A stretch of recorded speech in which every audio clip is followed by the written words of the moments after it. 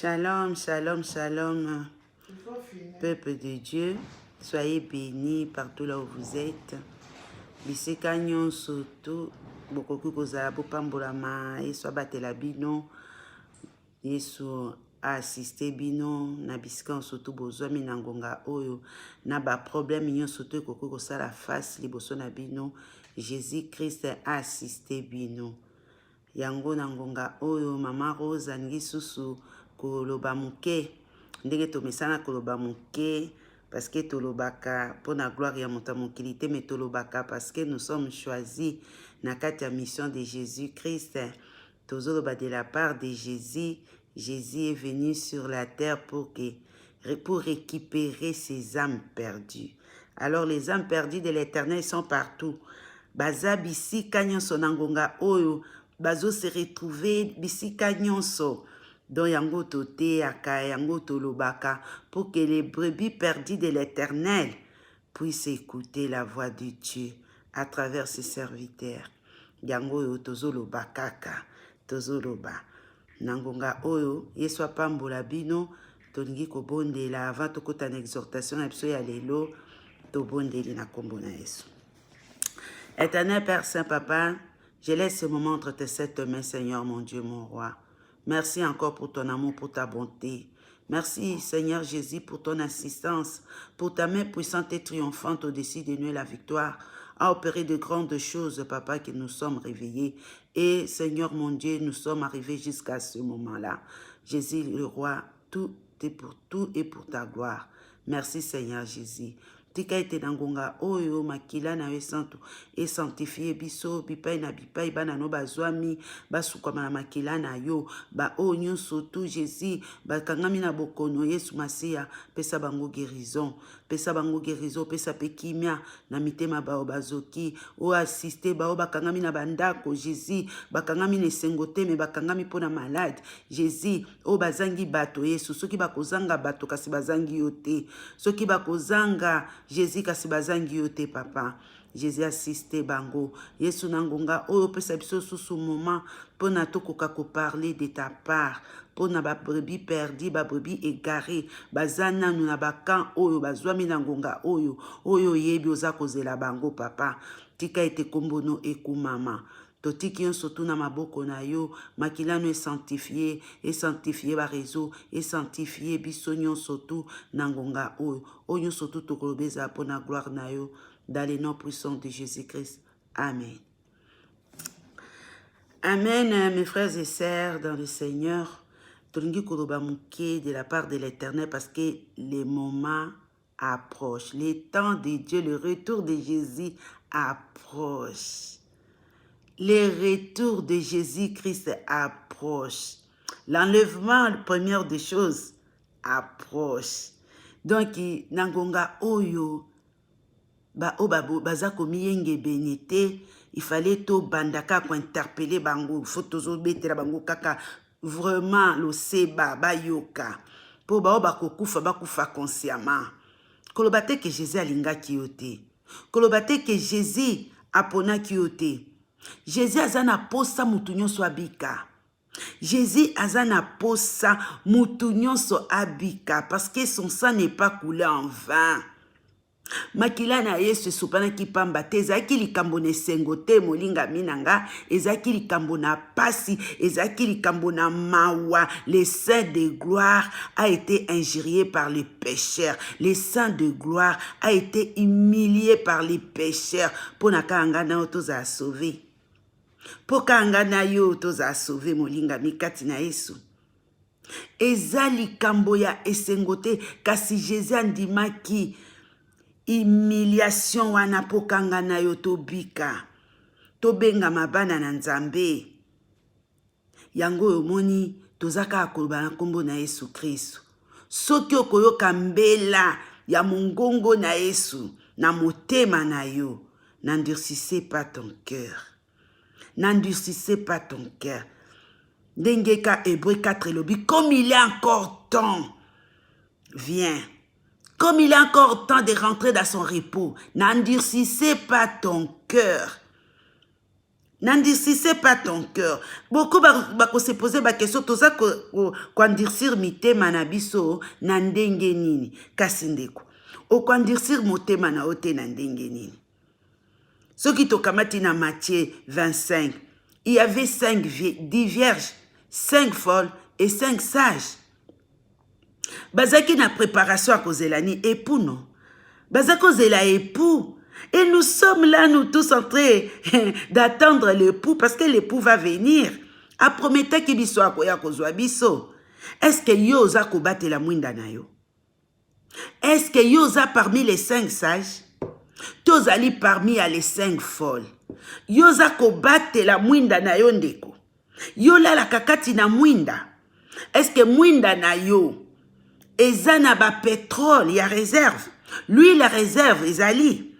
Oyo koki ko remplacer quand l'époux va rentrer po amona yo po ayeba ke yo zali na kati ya ndako wana ndeko nanga toyo kolala kaka na kati ya ténèbres ozolala na kati ya obscurité totale ozolala na kati ya mabunga totale ozolala na kati ya distraction totale ozolala na kati ya méchanceté totale ozolala na kati ya jalousie totale ozolala na kati ya bakisi ya kobwakela baninga bambasu ya kosala makambo ya mabe ozakaka kolala na kati ya koboma baninga ya kotiela baninga ba poison ozolala na kati ya kobwakela baninga ba AVC ozolala na kati ya kobwakela baninga ba maladie ya ba injection démoniaque ozolala na kati ya koimaima ozolala na ténèbres na obscurité totale mais l'époux approche.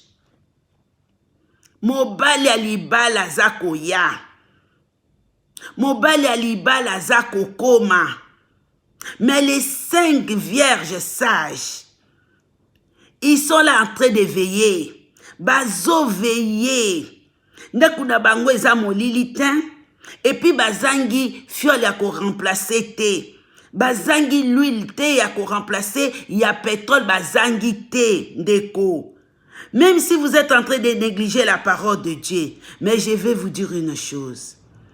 Dans tous les livres que les hommes ont créés sur la terre, ont écrit sur la terre, la vérité est dans la Bible. C'est le seul livre qui contient la vérité de la parole, ainsi dit l'Éternel.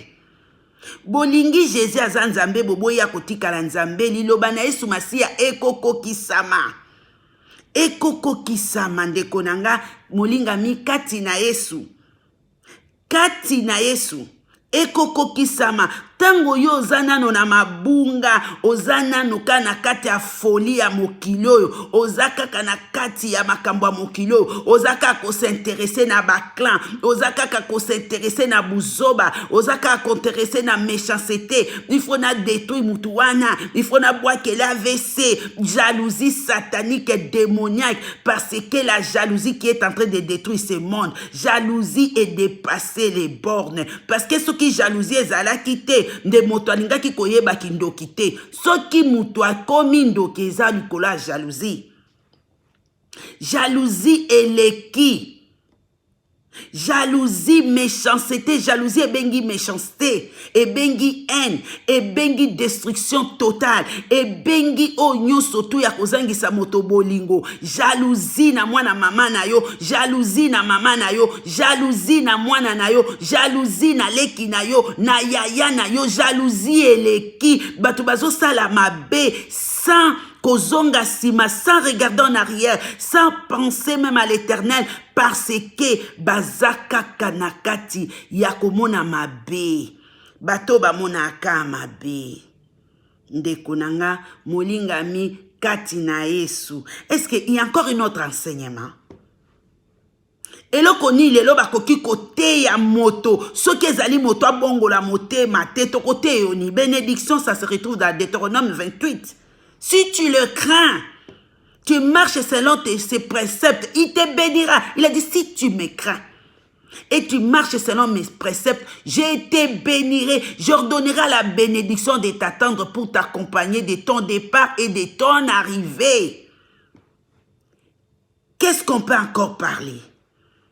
Ce que Zaliba yebisa yo tende ko bongola motema.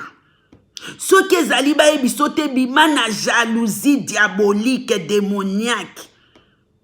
Soki ezali bayebiso te bima na méchanceté satanique sans cause.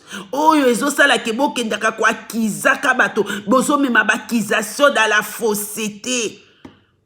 Oyo ezokozangisa bato bolingo. Oyo bozokobwakela baninga bambasu. Mbasu ese komi na poto. Bazokobwakela baninga bambasu. Maladi ya pasi. Pona lek tango musuka likamoko ya muke. Obo sisi bato nyonso na maladie ya AVC diabolique. Aokobela AVC nandeni. Nandeni. Si tu as fait de ton corps le temple de Dieu, qui peut détruire le temple de Dieu? Qui peut détruire le temple de Dieu? Alaki biso ango. Qui peut détruire son temple? Celui qui détruira mon temple, je le détruirai aussi. Mais lelo combien bazo détruire banana nzambe? Parce que banana nzambe bazo koye batendengeni ya kosala nzoto na bango le temple de Dieu. Yo kangami na mabondeli. Mais yo komisi nzoto no le temple de Dieu te mwina osakana na yo ndeko. Mwina osakana na yo. Mwina kusakana na yo ndeko. Tous se retrouver na camp ya 5 vierges sages. To veiller, to prier sans cesse, to veiller, to bongisa motema na biso ndeko, le cœur de l'homme, to bongisa le temple de Dieu, sanctifie ton corps, longola méchanceté, longola mabe, tika jalousie, tika ko détruit ba via baninga, lelo moto soto alingika moninga lela, soki ba moni osali, même na misala na nzambe, jalousie eleki. C'est comme si moutazo sa il nzambe na makasi. Ne qui vous a dit cela? Nani akoki kosaila Yesu Masia na makasi na ye. Il est le seul qui peut t'aider à devenir ce qu'il veut que toi tu sois pour lui. Il est le seul qui peut faire de toi de devenir ce que lui veut que toi tu sois pour lui. Kobwa ke la baninga ba AVC. Kobo ki la baninga ba esprit de rejet, ko détruit baninga sans cause, bozo ko courir derrière moi ko luka banganga, oh il faut boire que la moninga mbasu po mobali aboya ye, oh il faut boire que la moninga boye, il faut ça la moninga boye, baninga musuba sepela te, bino bo sepelaka parce que boza na connaissance du mal et tu veux que Dieu fasse quoi avec toi dans les derniers jours? Fouillez la colère de l'Éternel. Toki makanda na nzambe. Toki makanda na nzambe ndeko nanga. Jean-Baptiste a prêché en Matthieu 3. Répentez-vous car le royaume des cieux est proche. Mais aujourd'hui, ce n'est plus ce langage qu'on va employer. On va dire, répentez-vous, fuyez la colère de l'Éternel.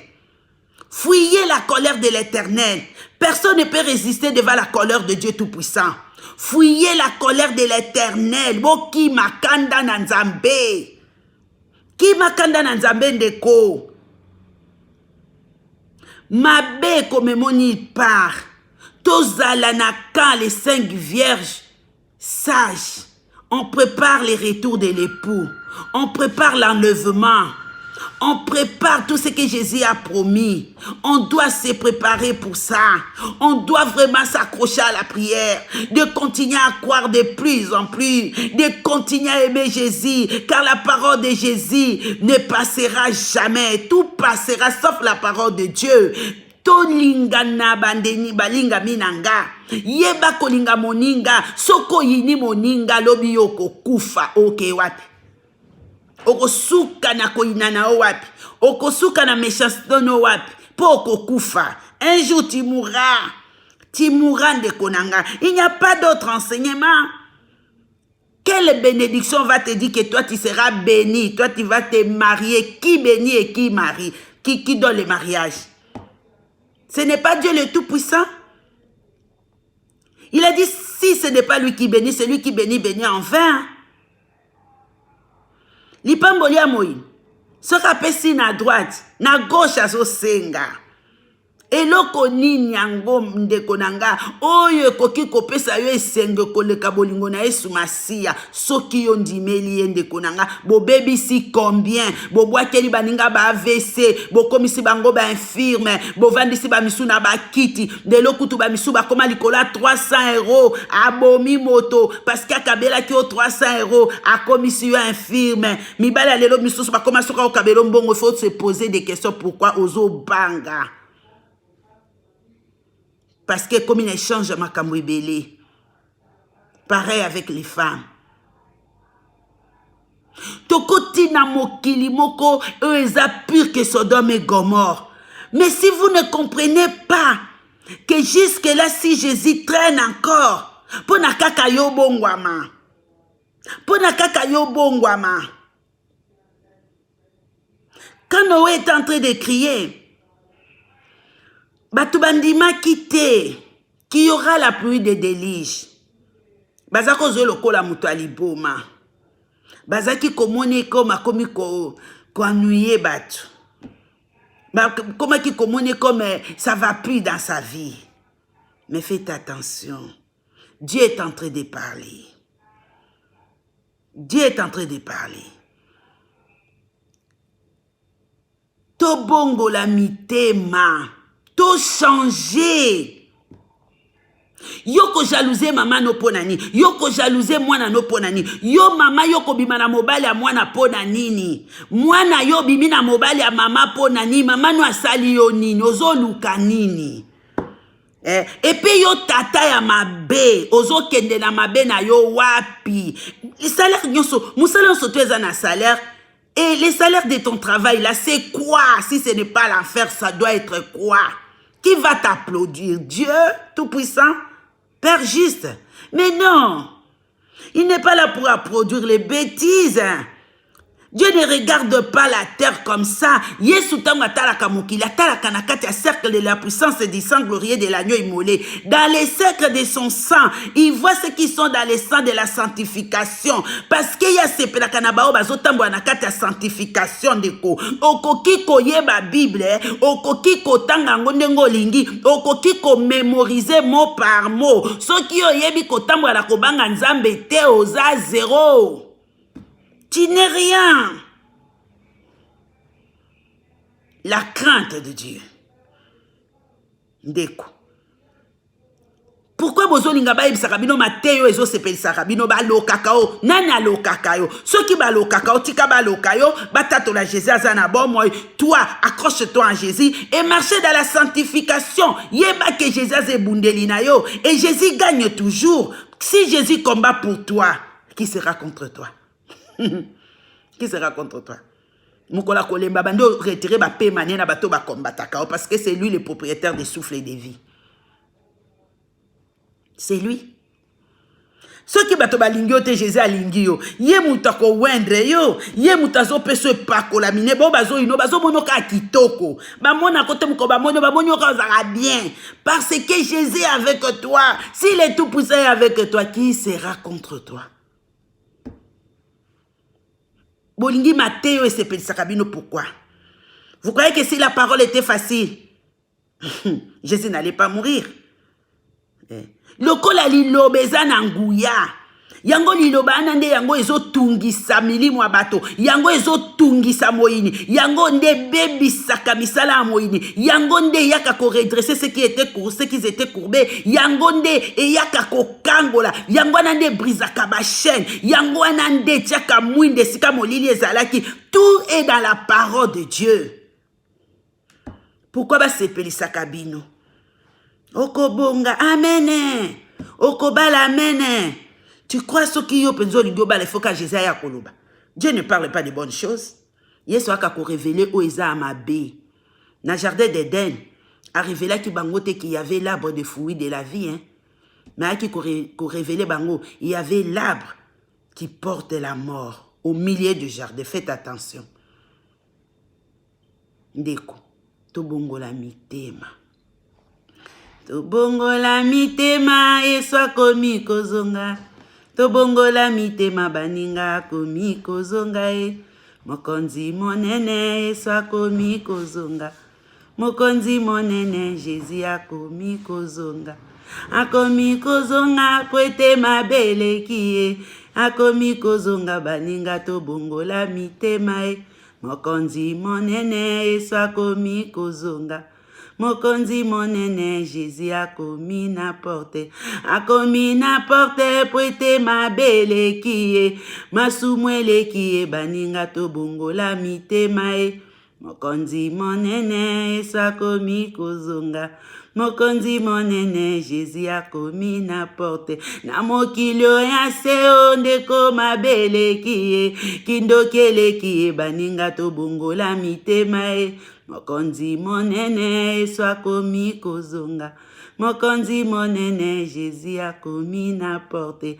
Akomi kozonga pwete masumwele kie. Kobomele kie, Jésus akomi kozonga e. Mokonzi monene, Yesu akomi kozonga. Mokonzi monene, Jésus akomi na porte. Akomi kozonga pwete lokutele kie. Kofingele kie, Jésus akomi kozonga e. Mokonzi monene, Yesu akomi kozonga. Mokonzi monene, Jésus akomi na porte. Akomi kozonga pwete mabele kie. Masumwele kie, Jésus akomi kozonga e. Mokonzi monene, Yesu akomi kozonga. Mokonzi monene, Jésus akomi na porte. Tofungola mitema, Yesu akomi kozonga e. Tofungola mitema, baninga akomi na porte. Akomi na porte. Jésus akomi kozonga ndeko. Okwa kosutuka. Oh, nazaka ko prier, hein? Tu sais, alobi ceux qui sont à lui ne seront jamais surpris. Que Dieu vous bénisse. Soyez bénis. C'était Maman Rose Esther de la crainte de Dieu.